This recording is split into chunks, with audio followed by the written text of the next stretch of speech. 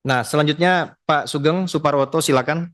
Ini ada dua Sugeng masalahnya. Ini Ya. Pak Sugeng pimpinan. Terima kasih Ketua selaku pimpinan rapat dan sekaligus Bapak Ibu sekalian. Ini lengkap ada Dirjen EPTKE, ada dari DEN, ada BRIN, ada dari Bapeten, ada Inuki, Himni. Ada satu yang belum ada sebetulnya. Masyarakat Energi itu MEPNI. Nanti kebetulan. MEPNI kebetulan dibentuk di rumah saya. Nah, jadi betul Pak. Ya.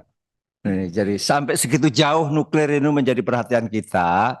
Ini Bapak Ibu sekalian, ini menjadi apa ya, perhatian kita bersama. Kita tidak perlu dan saya yakin tidak ada semacam ego entah apa sektoral entah apa. Kita mau cari solusi di mana nuklir sudah menjadi bagian integral dari sistem energi kita. Tidak lagi menjadi pilihan terakhir. Bahkan ini kita umumkan meskipun belum diumumkan oleh pemerintah. Di RUKN, RPPKN sudah dari dari DEN lantas ditindaklanjuti ke listrikan ya. RUKN sudah lantas ditindaklanjuti ke RUPTL.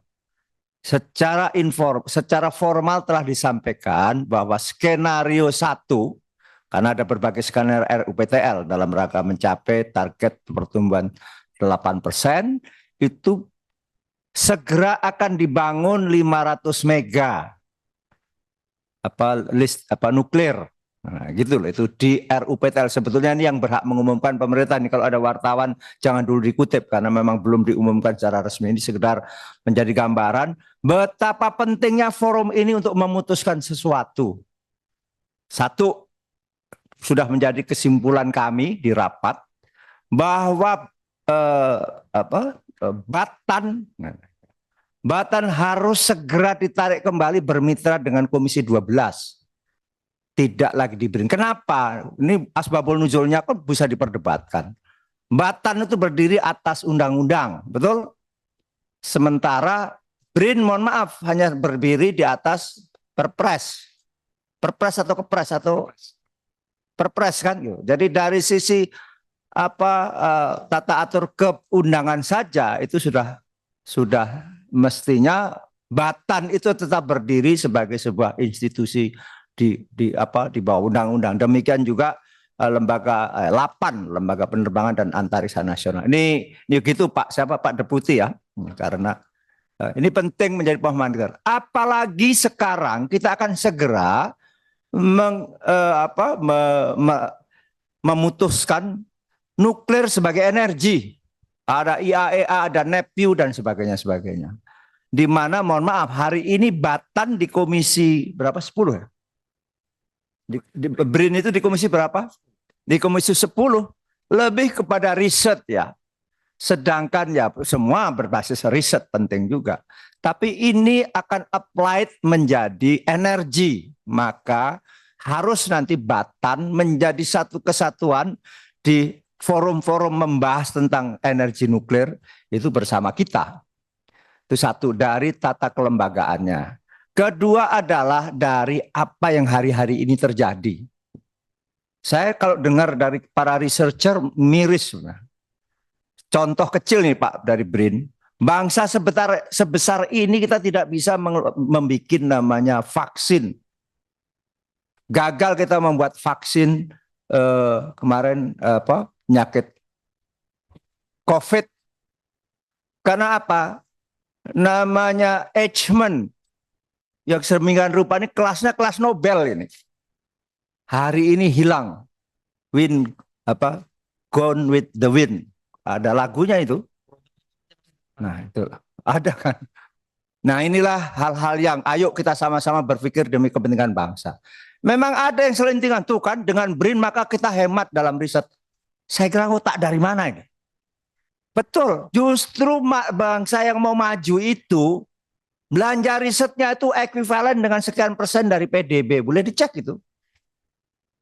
Jadi dan seterusnya gitu. Kalau ada yang merasa dengan ini maka begana begini itu kan jadi efisien, ya sudah nggak usah ada dan sebagainya. Dan jelas juga kita dari sisi hasil kita di paten-paten kita sekarang turun jauh juga.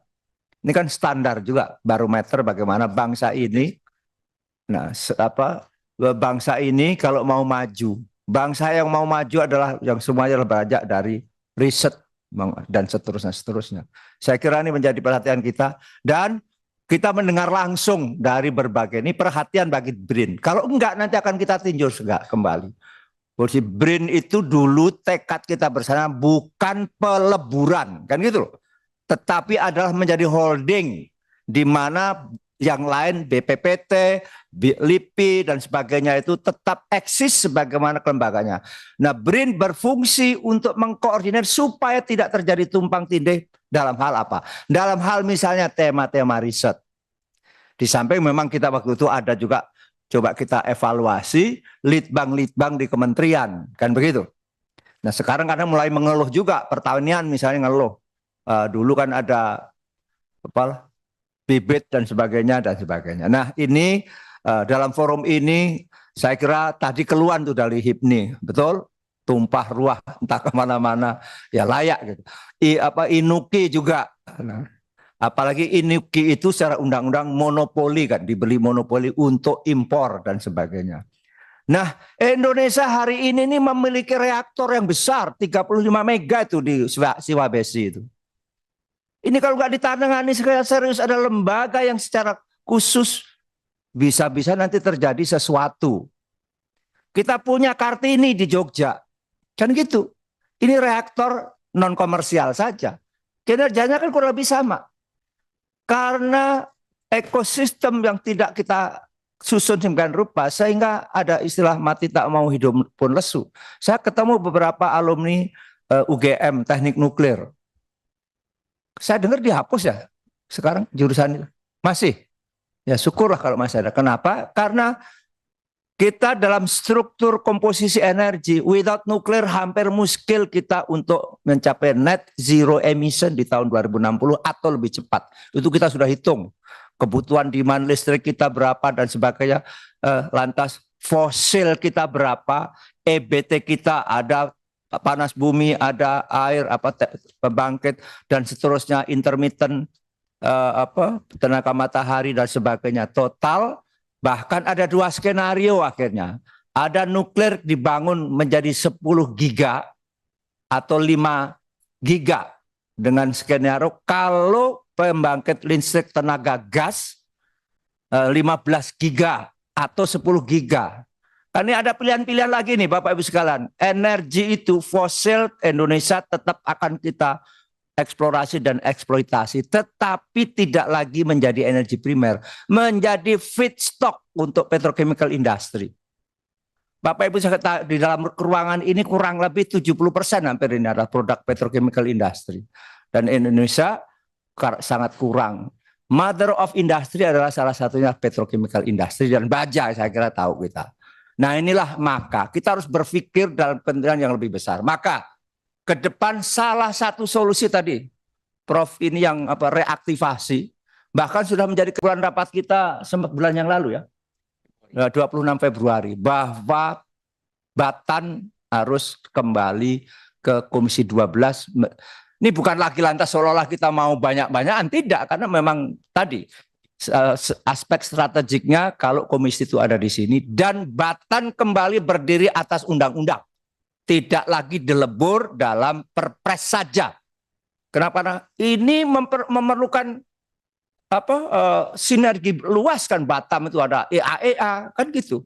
Indonesia saya kira dengan luas wilayah dan dari bahkan bukan aneh ya, tapi bahwa riset-riset yang dilakukan Komisi 7 yang lalu kebetulan hampir sebulan sekali datangi, baik oleh Rosatom, oleh Westinghouse, oleh Torcon, yang oleh Korea, bahkan oleh Jepang menawarkan teknologi, bahkan waktu itu menyampaikan bahwa Amerika misalnya sedang melakukan eksplorasi di Kalimantan Barat dan Kalimantan Utara yang notabene konon kabarnya itu adalah uraniumnya banyak sekali. Nah, ini hal-hal ini memerlukan kecermatan.